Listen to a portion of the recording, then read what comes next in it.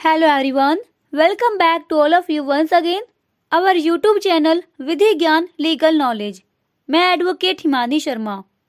आज हम डिस्कस करेंगे chapter 7 CRPC which says to compel the production of things. चीजें पेश करने को विवश करने के लिए आदेशिकाएं. चैप्टर 6 में क्या था? Process to compel appearance. वहां पर व्यक्ति को हाजिर होने के लिए विवश किया जा रहा था, लेकिन चैप्टर 7 में क्या है? चीजें पेश करने के लिए विवश किया जा रहा है. कोई डॉक्यूमेंट है या कोई थिंग्स है जो किसी व्यक्ति के कब्जे में है, और अगर किसी इन्वेस्टिगेशन, इंक्वायरी या ट्रायल में उसकी जरूरत पड़ती है तो उसे पेश करने के लिए विवश किया जा सकता है. ठीक है जी. देखिए, किसी भी मामले में इन्वेस्टिगेशन, इंक्वायरी या फिर ट्रायल के लिए केवल पार्टीज की अपीयरेंस की ही जरूरत नहीं होती है, बल्कि उस मामले से रिलेटेड जो भी डॉक्यूमेंट्स होते हैं या जो भी कोई थिंग्स होती हैं उनको भी पेश करना जरूरी होता है. ठीक है, तो यही बताता है हमारा चैप्टर नंबर 7. तो चलिए शुरू करते हैं. This chapter is divided in 4 parts ABCD. A, summons to produce, पेश करने के लिए समन, सेक्शन 91 और 92. Part B, search warrant, section 93 से 98. और part C, general provisions relating to search, ये है सेक्शन 99 से 101 तक. और पार्ट डी, मिसलेनियस, प्रकीर्ण, ये है सेक्शन 102 से 105 तक. ठीक है जी. तो आज हम पार्ट ए डिस्कस करेंगे, समन्स टू प्रोड्यूस, पेश करने के लिए समन. तो देखते हैं section 91. Summons to produce document और अदर थिंग, दस्तावेज या अन्य चीज पेश करने के लिए समन. ठीक है. सबसेक्शन फर्स्ट कहता है कि जब कभी किसी न्यायालय या officer in charge of police station, 2 अथॉरिटियों की बात की गई है. Please highlight this. न्यायालय या पुलिस थाने का भार साधक अधिकारी. ठीक है जी.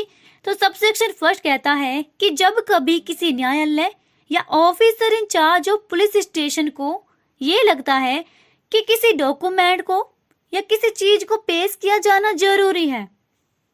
किस लिए? For the purpose of any investigation, inquiry, trial और अदर प्रोसीडिंग. प्लीज हाईलाइट कीजिए इसको भी. इन्वेस्टिगेशन, इंक्वायरी, ट्रायल और अदर प्रोसीडिंग जो कि संहिता के अधीन की जा रही है. किसके द्वारा और किसके सामने? उस न्यायालय या officer in charge of police station के. ठीक है.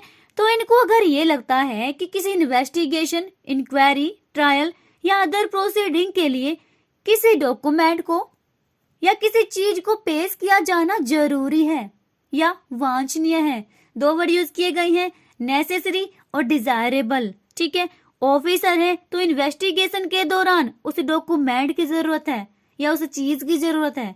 ठीक है. और अगर न्यायालय है तो इंक्वायरी, ट्रायल या अदर प्रोसीडिंग के दौरान उस डॉक्यूमेंट की जरूरत है या उस चीज की जरूरत है. ठीक है. और उन्हें विश्वास है कि वो जो डॉक्यूमेंट है या जो वो चीज है वो किसी व्यक्ति के कब्जे में है, उसके कंट्रोल में है. ठीक है. तो वो न्यायालय उस व्यक्ति के नाम एक समन जारी कर सकता है, और वो जो ऑफिसर है वो एक लिखित आदेश. मतलब न्यायालय है तो समन जारी करेगा और ऑफिसर है तो लिखित आदेश. क्यों? क्योंकि समन सिर्फ न्यायालय जारी कर सकता है. तो न्यायालय एक समन या ऑफिसर एक लिखित आदेश उस व्यक्ति के नाम जारी कर सकता है कि स्पेसिफाइड टाइम और प्लेस पर, समय स्थान भी बता दिया, कि उस डॉक्यूमेंट को या उस चीज को पेश करे अथवा हाजिर हो और उसे पेश करे.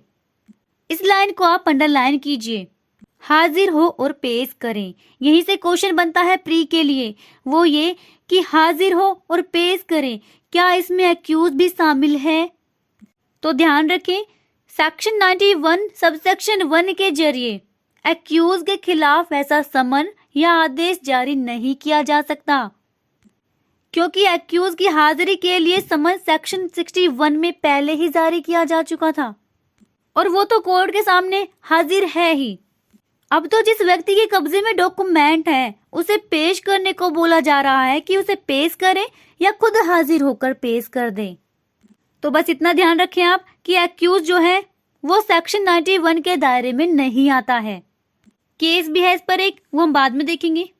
तो क्या कहा गया सबसेक्शन फर्स्ट में कि जब भी कभी किसी न्यायालय को या थाने के बाहर साधक अधिकारी को किसी डॉक्यूमेंट की या फिर किसी चीज की जरूरत है, ठीक है, और वो जो डॉक्यूमेंट या चीज है वो किसी व्यक्ति के कब्जे में है, तो न्यायालय एक समन जारी करके उस डॉक्यूमेंट को या उस चीज को मंगा सकता है, और वो जो ऑफिसर है वो एक लिखित आदेश जारी करके मंगा सकता है। ठीक है जी। अब सब सेक्शन फर्स्ट में तो बोल दिया कि हाजिर हो और पेश करें, तो क्या हर परिस्थिति में हाजिर होकर ही डॉक्यूमेंट को पेश करना जरूरी है? तो सबसेक्शन 2 कहता है कि उस पर्सन की पर्सनल प्रेजेंस की कोई जरूरत नहीं है, डजंट मैटर कि वो खुद हाजिर हो या ना हो। तो देखते हैं सबसेक्शन 2। ये कहता है कि जिस भी व्यक्ति से ये रिक्वायर की गई थी, ये अपेक्षा की गई थी कि भाई उस डॉक्यूमेंट को या उस चीज को पेश कर दो जो तुम्हारे कब्जे में है, जो तुम्हारे कंट्रोल में है, ठीक है, और मान लीजिए कि वो व्यक्ति खुद हाजिर ना हो, खुद हाजिर होने की बजाय उस डॉक्यूमेंट को या उस चीज को किसी भी तरीके से पेश करवा देता है, तो ये सफिशिएंट होगा। ये मान लेंगे कि जो भी उससे रिक्वायर की गई थी, जो भी अपेक्षा की गई थी उससे, उसने उसका पालन कर दिया है, उस समन का पालन कर दिया है या उस ऑर्डर का पालन कर दिया है उसने, ठीक है। तो पर्सन की पर्सनल प्रेजेंस की कोई जरूरत नहीं है, because document is required, person is not required. Court को जरूरत है किसकी? उस डॉक्यूमेंट की, व्यक्ति की नहीं। तो उसे खुद आने की कोई जरूरत नहीं है, क्योंकि उद्देश्य क्या है? दस्तावेज को प्राप्त करना। तो भले ही वो खुद हाजिर नहीं हुआ, लेकिन उसने दस्तावेज को पेश करवा दिया है। ठीक है जी।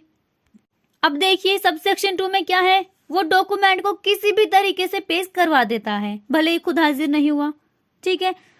अब अगर वो बंदा डॉक्यूमेंट को पेश ही ना करे तब क्या होगा? वो जानबूझकर इंटेंशनली नहीं पेश करता है, ओमिशन करता है, तो लॉ कहता है कि इंडियन पेनल कोड का सेक्शन 175 का भी उस पर चार्ज लगा दिया जाएगा, क्योंकि उसने डॉक्यूमेंट को पेश करने का लोभ किया है। तो क्या कहता है आईपीसी का सेक्शन 175? ये कहता है कि अगर डॉक्यूमेंट को लोक सेवक को देने का लोभ करता है तो 1 महीने की सजा या 500 रुपए का जुर्माना या फिर दोनों से दंडित होगा। ठीक है। अब अगर वो डॉक्यूमेंट कोर्ट में पेश किया जाना था और उसने नहीं किया तो 6 महीने की सजा या 1000 रुपए का जुर्माना या फिर दोनों से दंडित किया जाएगा। ठीक है जी। तो ये तो था आईपीसी का सेक्शन 175। या अब प्रश्न ये उठता है कि अगर वो बंदा उस डॉक्यूमेंट को या उस चीज को जो उसे पेश करने के लिए बोला गया था, उसे पेश करने से इनकार ही कर दे, तब क्या होगा? इनकार कर दिया कि मैं नहीं पेश करता, तो निकाल लीजिए सीआरपीसी की धारा 349 सेक्शन 349 की उस पर दंडिक कार्यवाही की जाएगी, जो कहता है कि अगर दंड न्यायालय के सामने कोई भी डॉक्यूमेंट या कोई भी चीज पेश करने के लिए किसी को बोला गया है और वो पेश करने से इनकार कर दे, तो कोर्ट उसे या तो 7 दिन का कारावास दे देगा या किसी ऑफिसर की कस्टडी में भेज देगा। तो आईपीसी का सेक्शन 175 और सीआरपीसी का सेक्शन 349 याद रखें इनको। ठीक है जी। तो ये तो हुई दंड की बात, ये भी जानना जरूरी था। अब आते हैं वापस अपने सेक्शन 91 पर। सब सेक्शन 3 पर आ गए हम। सब सेक्शन 3 जो है ये एक तरीके से सेक्शन 91 का अपवाद है। 2 क्लोज दी गई हैं, 2 अपवाद बताती हैं ये। पहला जो कहता है कि ये धारा लागू नहीं होगी किस पर? इंडियन एविडेंस एक्ट के सेक्शन 123 और 124 पर, जो प्रिविलेज कम्युनिकेशन की बात करते हैं। Section 123 evidence act, evidence as to affairs of state से रिलेटेड अगर कोई भी डॉक्यूमेंट्स वगैरह पेश करने के लिए बोला जाता है तो उस पर सीआरपीसी की धारा 91 अप्लाई नहीं होगी। ठीक है। और सेक्शन 124 क्या कहता है? ये ऑफिशियल कम्युनिकेशन की बात करता है, इस पर भी सेक्शन 91 अप्लाई नहीं होगा। और किस पर अप्लाई नहीं होगा ये section? Bankers books evidence act 1891 पर। बैंक के जो डॉक्यूमेंट्स वगैरह होते हैं, बही खाते होते हैं, उनको एविडेंस के रूप में कैसे लाया जाए, उसके लिए अलग से कानून बनाया गया है। तो सेक्शन 91 उन पर कोई इफेक्ट नहीं डालेगा। तो सेक्शन 91 का समन या आदेश उन पर जारी नहीं किया जा सकता। ठीक है जी, ये तो हुई क्लोज फर्स्ट। अब क्लोज 2 क्या कहती है कि ये सेक्शन 91 कोई इफेक्ट नहीं डालेगा किस पर, पोस्टल या टेलीग्राफ अथॉरिटी की कस्टडी में किसी भी लेटर पर, पोस्ट कार्ड पर, टेलीग्राम पर या अदर डॉक्यूमेंट्स पर या किसी पार्सल या किसी चीज पर सेक्शन 91 कोई इफेक्ट नहीं डालेगा।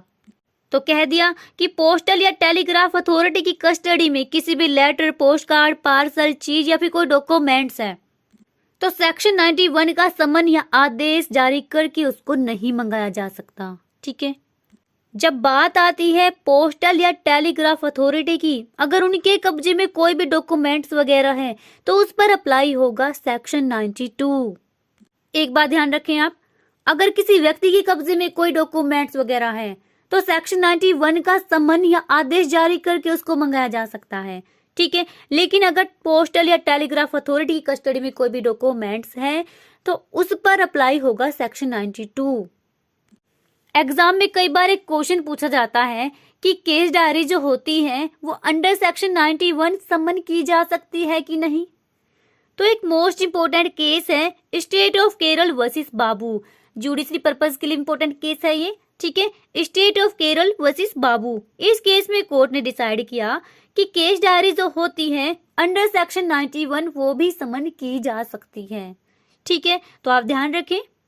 अभी थोड़ी देर पहले एक क्वेश्चन और आया था हमारे पास कि एक्यूज जो है उस पर सेक्शन 91 अप्लाई होगा कि नहीं होगा। तो किसी एक्यूज पर जो कि ट्रायल के अधीन है उस पर सेक्शन 91 अप्लाई नहीं होगा। एक केस देख लेते हैं, state of Gujarat versus Shyamlal. State of Gujarat versus Shyamlal, AIR 1977 supreme court. आप चाहे तो नोट डाउन भी कर सकते हैं इन केसेस को। ठीक है, तो इस केस में कहा गया कि सेक्शन 91 नहीं अप्लाई होगा किसी अक्यूज पर जिसका ट्रायल चल रहा है। क्यों अप्लाई नहीं होगा? आप किसी पर्सन को कंपेल कर सकते हैं डॉक्यूमेंट प्रोड्यूस करने के लिए, but not to the accused, अभियुक्त को नहीं। क्यों? क्योंकि ये एक संवैधानिक व्यवस्था है। कॉन्स्टिट्यूशन आर्टिकल 20 क्लोज 3 के अकॉर्डिंग किसी भी व्यक्ति को जिस पर किसी अपराध का आरोप लगाया गया है स्वयं के विरुद्ध साक्ष्य देने के लिए बाध्य नहीं किया जा सकता। तो अभियुक्त के खिलाफ सेक्शन 91 का समन या आदेश जारी नहीं किया जा सकता। ध्यान रखें आप लोग। अब एक बात और ध्यान रखें आप लोग, जो व्यक्ति सेक्शन 91 में समन का पालन कर रहा है, मतलब कोई डॉक्यूमेंट या चीज पेश कर रहा है, उसको साक्षी बोलेंगे कि नहीं बोलेंगे? तो सेक्शन 139 एविडेंस एक्ट कहता है कि जब किसी व्यक्ति को इसलिए समन दिया गया है कि आप किसी डॉक्यूमेंट को या किसी चीज को कोर्ट के सामने पेश करें, तो सेक्शन 139 कहता है कि ऐसा व्यक्ति साक्षी नहीं बन जाता, और ऐसा व्यक्ति यदि डॉक्यूमेंट या फिर चीज पेश करता है तो उसका क्रॉस एग्जामिनेशन भी नहीं किया जा सकता। तो आप इन चीजों को आप ध्यान रखें, ये एग्जाम पॉइंट ऑफ व्यू से काफी इंपॉर्टेंट होती हैं। तो ये तो हुआ सेक्शन 91। अब देखते हैं section 92, procedure as to letters and telegrams, पत्रों और तारों के संबंध में प्रक्रिया। पोस्टल या टेलीग्राफ अथॉरिटी की कस्टडी में अगर कोई डॉक्यूमेंट, पार्सल या चीज है तो उसके बारे में बताया गया है सेक्शन 92 में। ठीक है, 91 में क्या था? किसी व्यक्ति के कब्जे में कोई दस्तावेज या चीज थी, उसे ये बोला गया कि पेश करें या हाजिर होकर पेश करें। ठीक है, लेकिन 92 में क्या है? पोस्टल या टेलीग्राफ अथॉरिटी की कस्टडी में कोई डॉक्यूमेंट, पार्सल या चीज है और उसे ये नहीं बोला जाएगा कि हाजिर हो और पेश करें। तो देखते हैं क्या प्रक्रिया बताई गई है। तो देखते हैं सेक्शन 92 सब सेक्शन फर्स्ट। ये कहता है कि अगर कोई डॉक्यूमेंट, पार्सल या चीज, डॉक्यूमेंट, पार्सल या चीज, प्लीज अंडरलाइन दिस, जो किसी पोस्टल या टेलीग्राफ अथॉरिटी की कस्टडी में है और district magistrate, chief judicial magistrate, court of session या हाई कोर्ट को जरूरत है उस डॉक्यूमेंट की, उस पार्सल की या उस चीज की। किसको?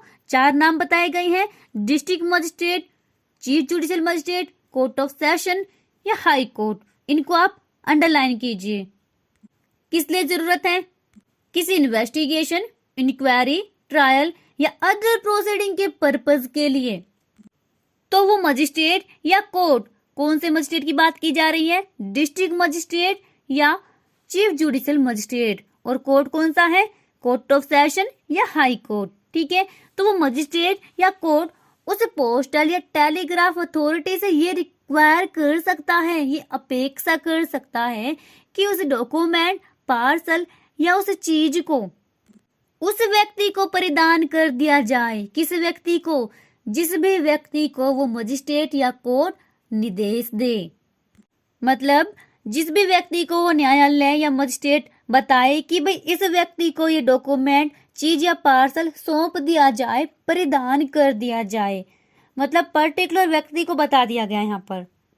91 में क्या था, उस व्यक्ति को ही बोल रहे थे पेश करने के लिए जिसके कब्जे में चीज थी।